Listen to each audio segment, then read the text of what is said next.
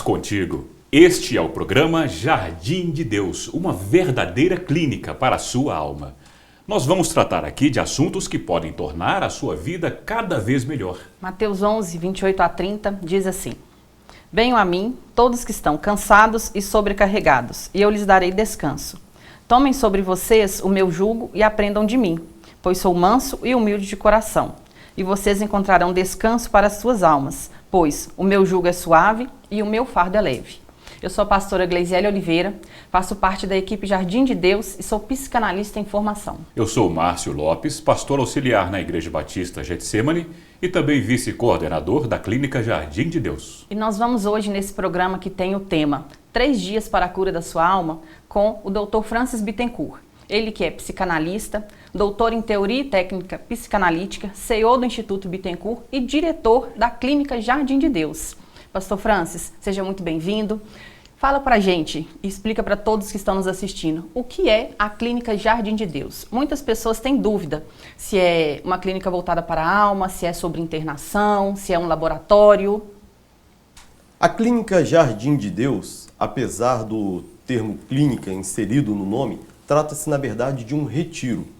E vai para além do que seria um retiro espiritual, porque a abordagem da Clínica Jardim de Deus contempla também a parte psicológica e, consequentemente, física, para tratar o ser humano como um todo. Acreditamos no homem como sendo uma tricotomia, corpo, alma e espírito.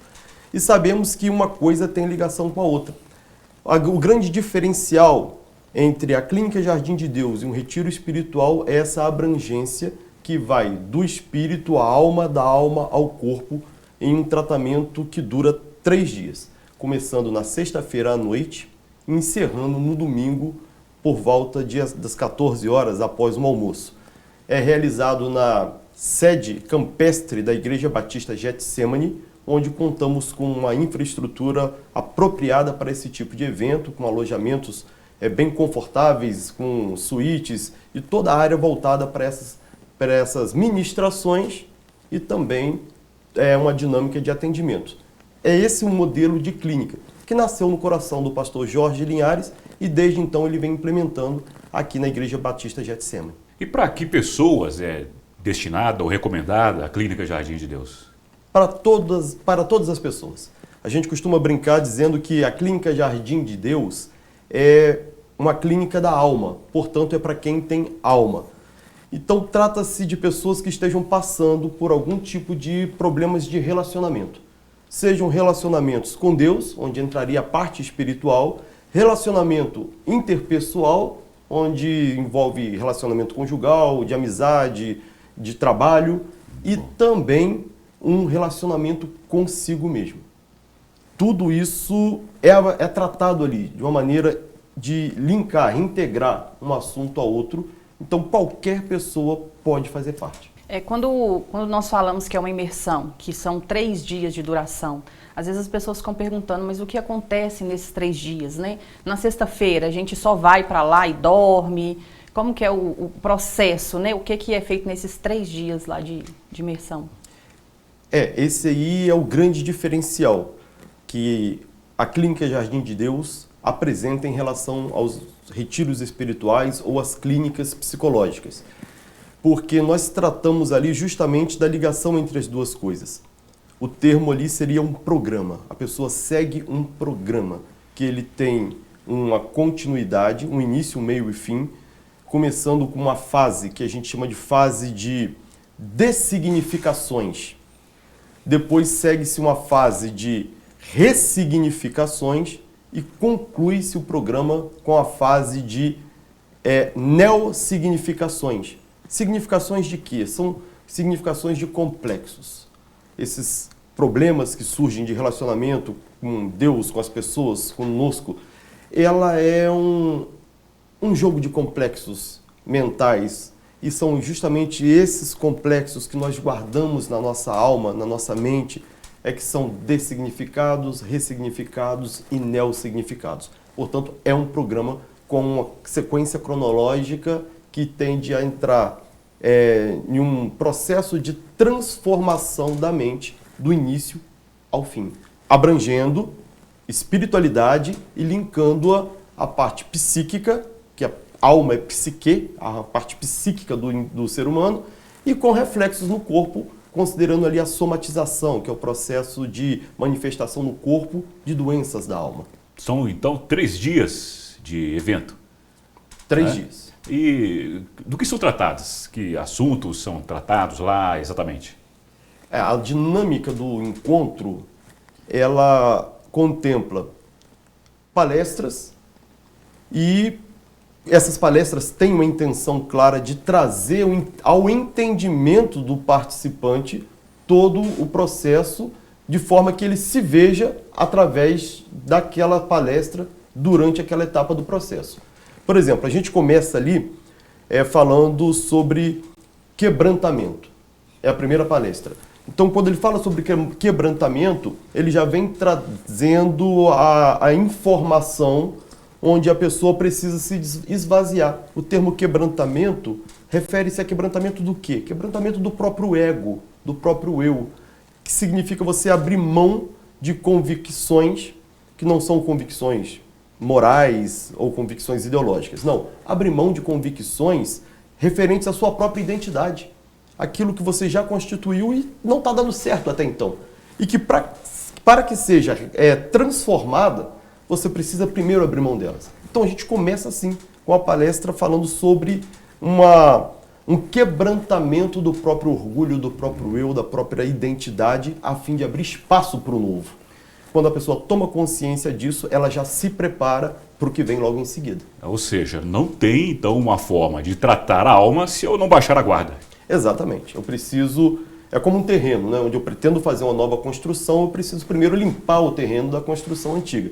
E é isso que a gente faz ali de maneira técnica, responsável e também ética e espiritual.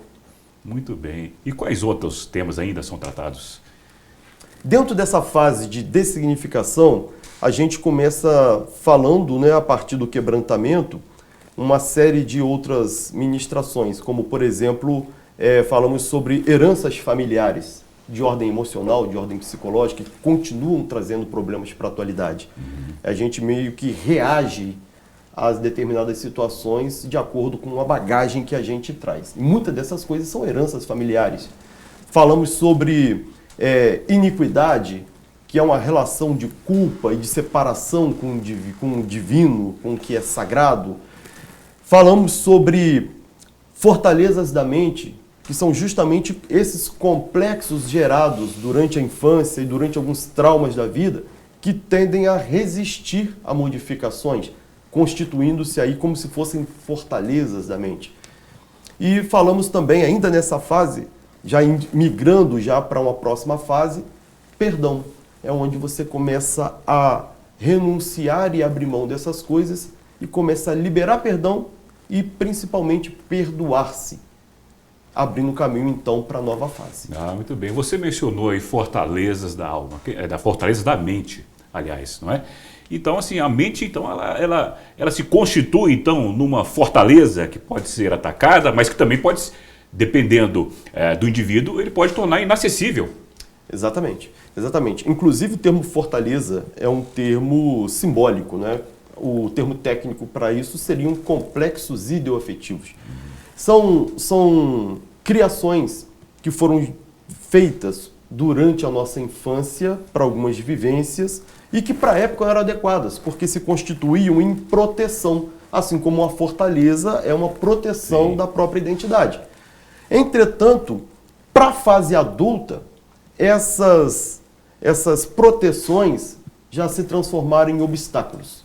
Então, aquele medo, por exemplo, gerado a partir de um desses pensamentos, de uma dessas fortalezas, gerando um medo que antes esse medo te mantinha seguro, para você não arriscar de forma a se comprometer, agora esse medo passa para uma dimensão tão maior que ele deixa de ser uma segurança, ele começa a ser um obstáculo.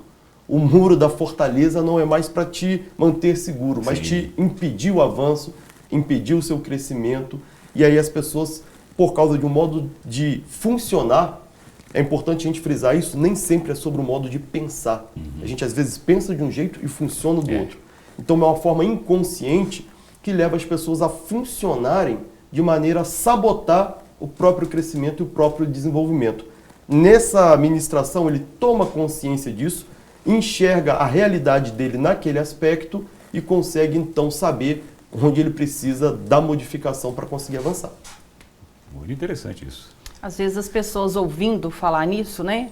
Nossa, fortalezas da mente. Nessa primeira parte, né, que é a parte da dessignificação, a gente trabalha muitos temas pesados, né? Iniquidade, né, entre esses temas. Às vezes as pessoas passam por muitos processos, têm essas fortalezas da mente e não identificam. Lá elas descobrem, né, o tão pesado foi a caminhada dela até aqui e como pós-clínica elas descobrem que poderiam estar tornando a vida, levando a vida de forma mais leve. E isso é o projeto da clínica, né? Trazer a cura da alma, né? Por isso a necessidade de desconstrução. Sim. Não é? Muito bem. A próxima etapa, então, a pessoa começa, depois que ela já desconstruiu, né? Já se livrou ali, digamos assim, desse fardo pesado, né? Dessa bagagem que ela chegou ali na clínica, ela vai para uma segunda etapa, né? Que já entra na etapa da ressignificação. Exatamente.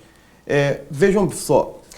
Quando ela está fazendo um processo de desconstrução, a palestra ela serve para mostrar para ela isso, porque a desconstrução só é possível a partir de uma decisão dela. Tudo isso parte de uma decisão, ninguém faz pelo outro. Então as palestras dão a ideia de iluminação, mostrar aonde está precisando ser desconstruído. E é ela que faz essa desconstrução com o apoio de uma equipe, mas é ela que decide fazer. Daí os atendimentos individuais entrarem em complemento às palestras. Depois que ela passa pela palestra, ela tem um momento de atendimento individual com um membro da equipe, que geralmente é um psiquiatra, um psicólogo, um psicanalista, um pastor, que vai orientar de acordo com essa demanda, alguns deles com formação em ambas as áreas, né? Psíquica e espiritual. E a partir desse momento da individualidade dele sendo tratado no atendimento que é privativo, é que ele consegue então entender quais são os passos da mudança, como que ele aplica aquilo que foi apresentado na palestra nele. Com essa lógica, a gente entra também dentro da etapa de ressignificação, porque a ressignificação seria apresentar para ele agora uma nova proposta de ideias que ele vai poder também, pela decisão, internalizar. Não é, portanto, um modelo pré-formatado em que ele precisa se vestir daquele modelo. A gente apresenta para ele um modelo e, a partir dali, toda a individualidade dele é deixada de lado, ele tem que incorporar um novo modelo. Não é isso. Não é isso. A proposta é: você consegue encontrar a melhor versão de si mesmo através das palestras que serão apresentadas no momento da ressignificação. É um trabalho de dentro para fora. Exatamente. Né? A gente não molda quem o outro vai ser. A gente apresenta para ele o que ele pode ser. E a partir daí ele constrói a sua identidade. Aquele dito muito comum de dizer assim: eu preciso me descobrir quem eu sou. Na verdade, você não descobre quem você é, você constrói quem você é.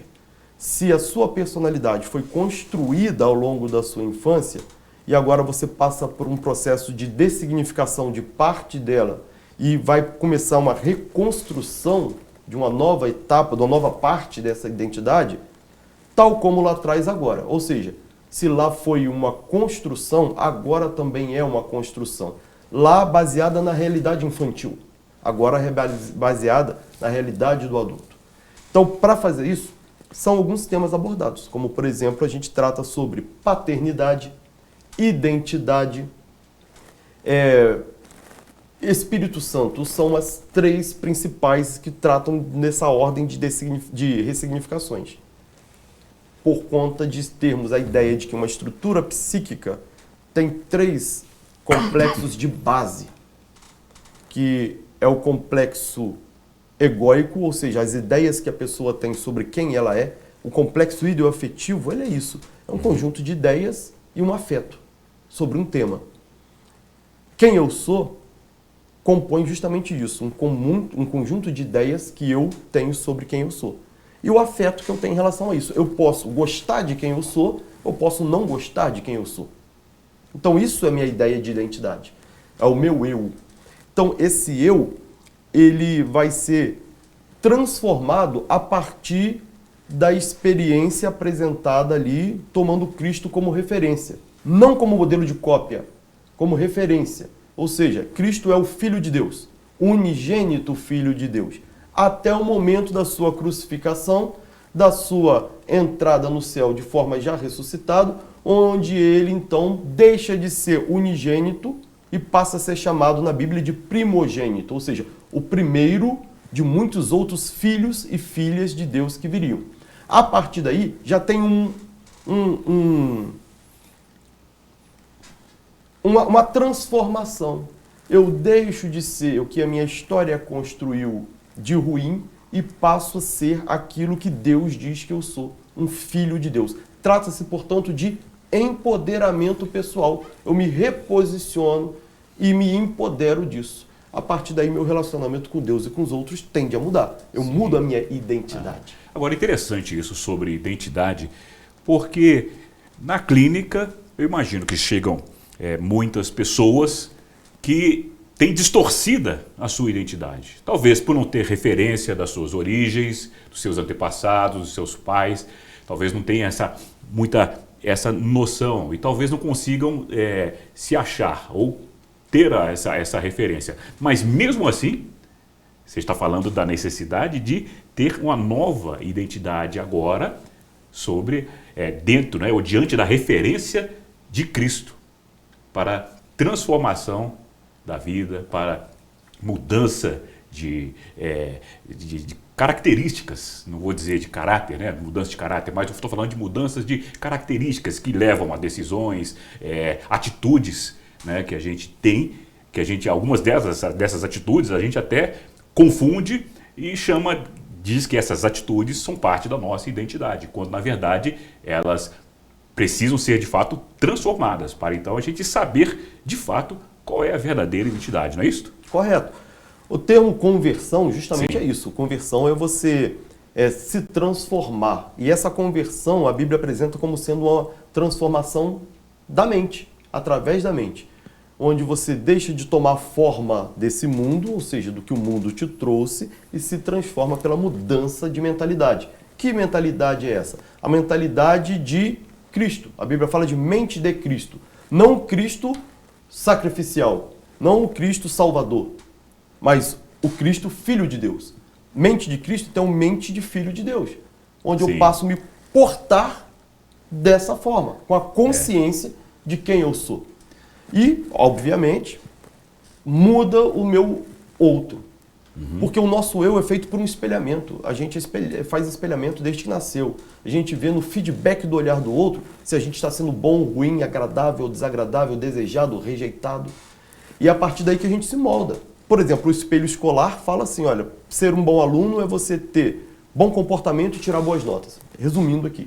Logo, se eu não me enquadrar nesse perfil que a escola diz que é um bom aluno, eu me classifico automaticamente como sendo um mau aluno. É um espelhamento.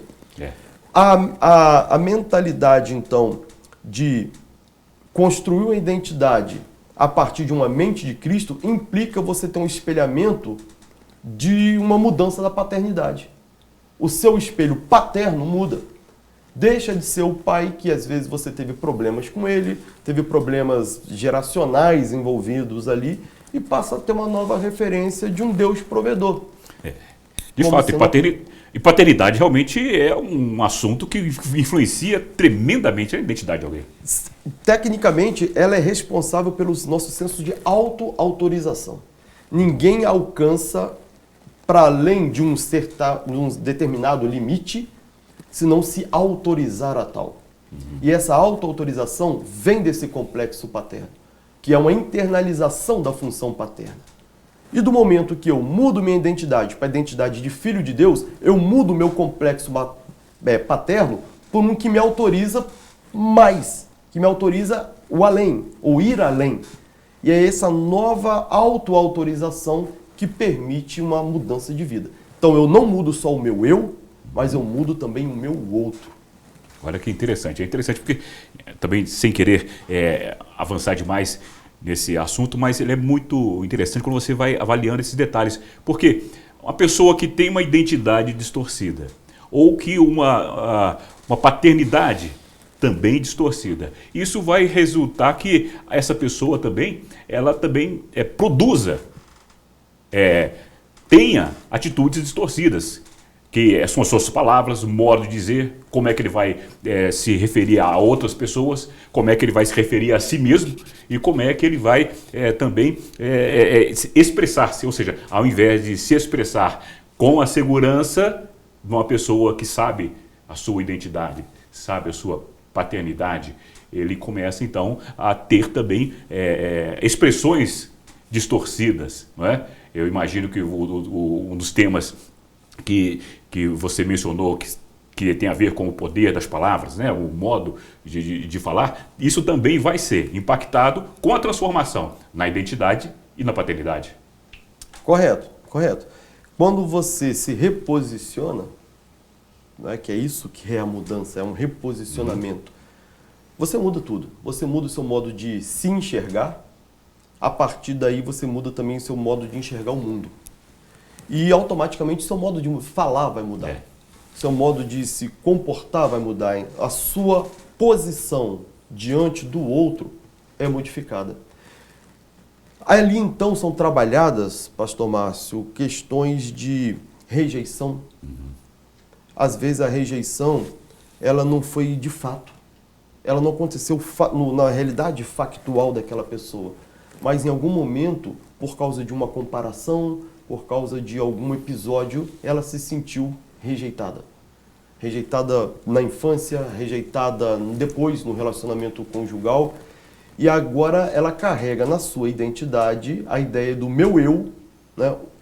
O meu eu está ligado à rejeição. Eu sou rejeitado pelo meu outro. E eu entro no processo de defensiva, que aí eu começo a ter que fazer tudo para não ser rejeitado. E uma dessas coisas é me anular para fazer a vontade do outro. E tem muita gente hoje que está sofrendo psicologicamente justamente porque não é quem nasceu para ser. Ele está sendo o coadjuvante da vida de alguém, ao invés de ser o protagonista da própria história. Está preso nesse vício, né? Exatamente. E não percebe que essa é a causa do seu adoecimento ao longo do prazo, a longo prazo, né? Ao longo do tempo. Lá ela vai enxergar isso. Eu acredito, então, que a gente está falando aqui bem dentro do que acontece no sábado. E no sábado a gente já consegue ter uma nítida visão de como as pessoas já ficam.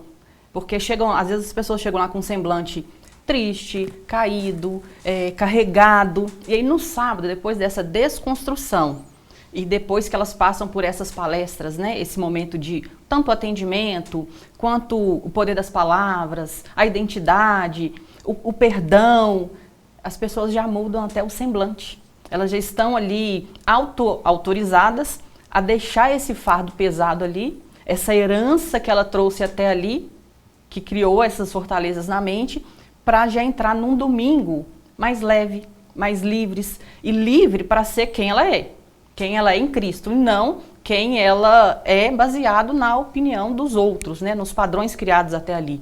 Então, no domingo elas já vão para esse novo processo, que é a neossignificação, totalmente, já vamos considerar assim, libertas, né, desse e processo. É interessante, porque realmente se vê isso na feição delas, bem muda nítido, o semblante. Bem nítido. E justamente porque há uma relação direta entre a alma e o corpo. Sim. Então todas as mudanças neuroquímicas que implicam numa mudança de mentalidade são percebidas. E a pessoa então sente realmente uma leveza. É claro que a gente não está aqui dizendo que você tem ali em 3 dias uma transformação que substitui um processo terapêutico. Não, de forma alguma. Ali é uma imersão. E é justamente por isso que, para alguns casos, acontece um verdadeiro milagre da transformação. Outros é um processo de cura, que dá um início ali, mas ela precisa dar continuidade no modo de pensar até criar novas mudanças de padrões mentais. Começar realmente a se tornar tudo aquilo que ela aprendeu e experimentou depois que o evento acaba. Para isso a gente tem o pós-clínica, que é um período de acompanhamento para as pessoas, para os participantes, depois que eles passam para a clínica. Então os nossos profissionais continuam trabalhando, acompanhando, até que esse processo consiga tomar um curso, um fluxo melhor. Isso. Tem essa ferramenta que também fica à disposição deles. Muito bem. Esse já. Nós estamos falando aqui de alguns aspectos da clínica, né? O que ocorre, ou seja, tanta coisa abençoada, boa pode acontecer com a pessoa, com você, quando você está lá, que nós vamos também dar continuidade a isso com outros programas, outros encontros como esse. Nós vamos também continuar falando dessas características que a gente tem sobre a clínica Jardim de Deus. E já fica aqui também essa sugestão. Você pode entrar no site clinicajardimdedeus.com.br, ter mais informações sobre a clínica, também buscar a clínica nas mídias sociais, não é? No Instagram, @Clínica Jardim de Deus. Isso mesmo. Não é isso? E você vai também buscar essas informações. E você também pode comparecer aqui no culto Sarando a Alma, que acontece todas as quintas-feiras, às 19h30, aqui na Igreja Batista Getsemane. E nós queremos também deixar com vocês alguns testemunhos daquilo que Deus tem feito na vida de algumas pessoas que participaram da Clínica Jardim de Deus. Eu queria agradecer a todos aqui os envolvidos do Jardim de Deus. Para mim foi uma experiência maravilhosa. Há um ano atrás eu estava internado no Hospital André Luiz, né? Estou num processo de recuperação e ter estado aqui foi mais um processo dessa etapa, um divisor de águas.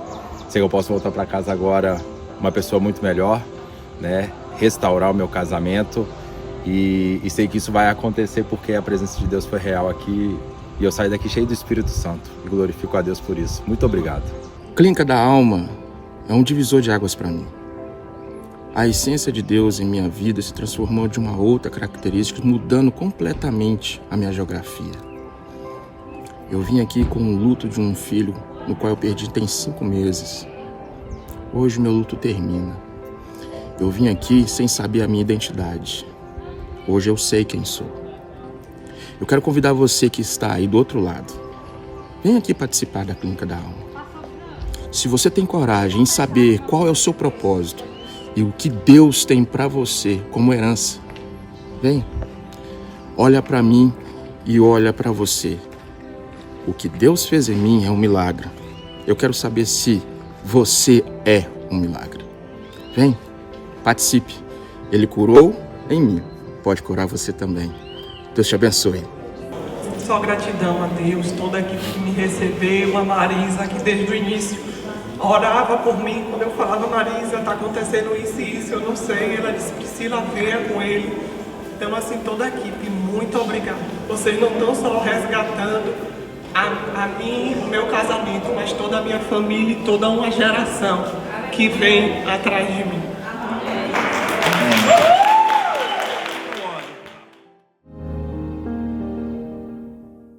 Então você viu os testemunhos, que impactantes são esses testemunhos. E se você se interessou, quiser saber mais sobre a Clínica Jardim de Deus, quiser se inscrever, entre no site clinicajardimdedeus.com.br. Lá você vai poder fazer a sua inscrição, você vai poder saber mais sobre a Clínica Jardim de Deus. Você quer falar conosco? Você pode falar pelo telefone 31 97 220 o 9899. E você também pode se informar através do Instagram da Clínica Jardim de Deus, @Clínica Jardim de Deus, para você também ter a sua informação ou falar com a gente.